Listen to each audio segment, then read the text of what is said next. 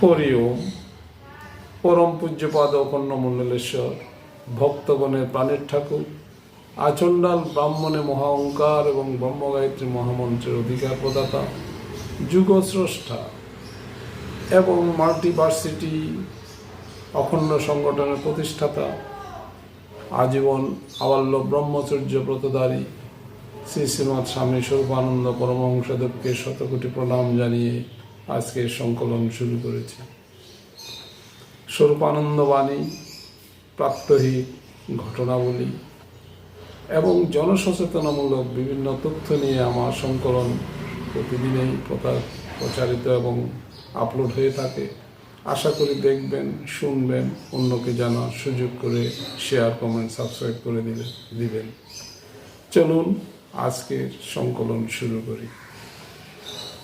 যত মত তত পথ, এই প্রসঙ্গে শ্রী শ্রী বামুনি বলতে লাগলেন, উপাসনার প্রত্যেকটি পদ্ধতি সাধক সমাজে আদৃত হয়েছে এবং প্রত্যেক পদ্ধতির মধ্য দিয়েই উপাসকেরা যুগে যুগে চরম চরিতার্থ তা লাভ করিয়া পরম শান্তি পাইয়াছে।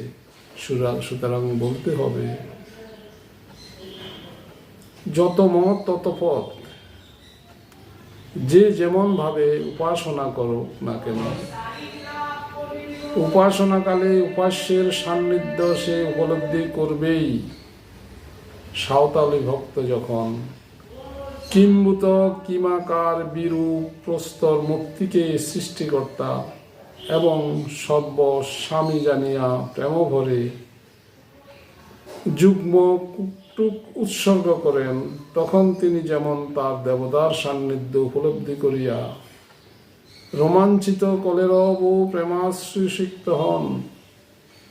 সগুণ উপাসনার শ্রেষ্ঠ অবস্থা প্রাপ্ত একজন অসীম ব্রহ্ম উপাসক তেমনি সান্নিধ্য উপলব্ধি করেন, অথবা নির্গুণ উপাসকও ভগবত সান্নিধ্য তেমনি লাভ করেন। এখানে পার্থক্য নেই। তবে সাধনের সূক্ষ্মতা, প্রযুক্ত বহির্নির্বিকাশ এবং সান্নিধ্যের নির্বিরতার প্রভেদ থাকে সত্য, কিন্তু সাধনের সূক্ষ্মতা লাভ ও সাধন সাপেক্ষ।